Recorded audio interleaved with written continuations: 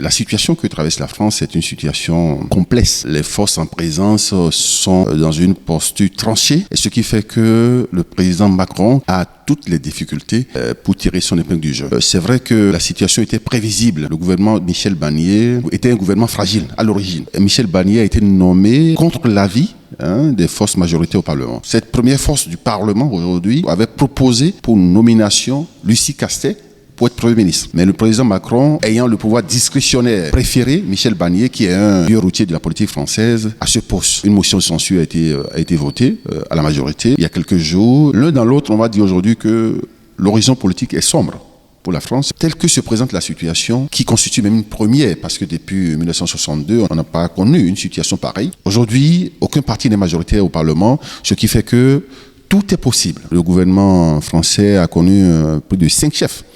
On a eu plus de 5 premiers ministres en moins de 10 ans.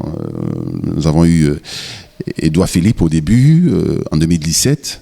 Après, il y a eu Jean Castex qui est venu. Après Jean Castex, on a eu Elisabeth Borne, qui a été la deuxième femme Premier ministre en France.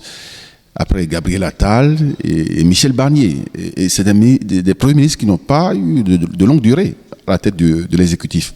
C'est de courte durée, des premiers ministres de 2 ans, de 1 an, quelques mois, ou des premiers ministres de 10 mois. Quand c'est dans l'instabilité comme ça, on ne peut conduire aucune politique gouvernementale pour atteindre des objectifs. La seule chose aujourd'hui qui peut calmer la tempête ou la tension politique visible dans le pays, c'est le consensus. Il n'y a pas de mots.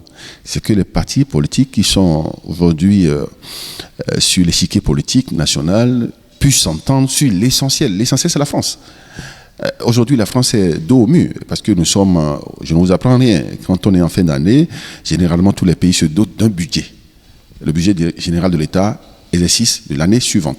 Et pour la France, c'est le budget général de l'État, exercice 2025. Aujourd'hui, la France est sans budget, n'a pas encore son budget. Est-ce que dans cette crise, on va rentrer en 2025 sans budget? Je pense que ce serait suicidaire pour la France qui est déjà en difficulté économique. Avec tout ce que nous avons connu comme crise économique, choc exogène, etc., etc. Je pense que le mieux à faire, c'est de vite doter la France d'un budget. Je pense qu'il faut repenser la démocratie. Si vous prenez un pays comme la Chine, qui fait une démocratie, qui ne dit pas son nom, mais ça fonctionne. La Chine, aujourd'hui, n'a rien à envier aux démocraties occidentales.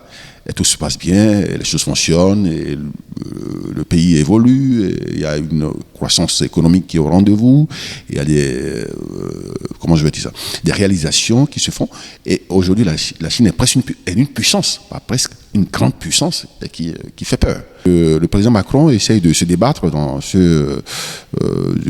cette pagaille politique comme un beau diable. Mais il y arrive quand même, parce que les résultats sont palpables aujourd'hui. Vous allez en France, vous êtes fasciné. Vous constatez que quand même le pays bouge et que les choses vont de l'avant. Donc on va souhaiter que finalement que la politique politicienne s'arrête pour que le développement prenne le dessus.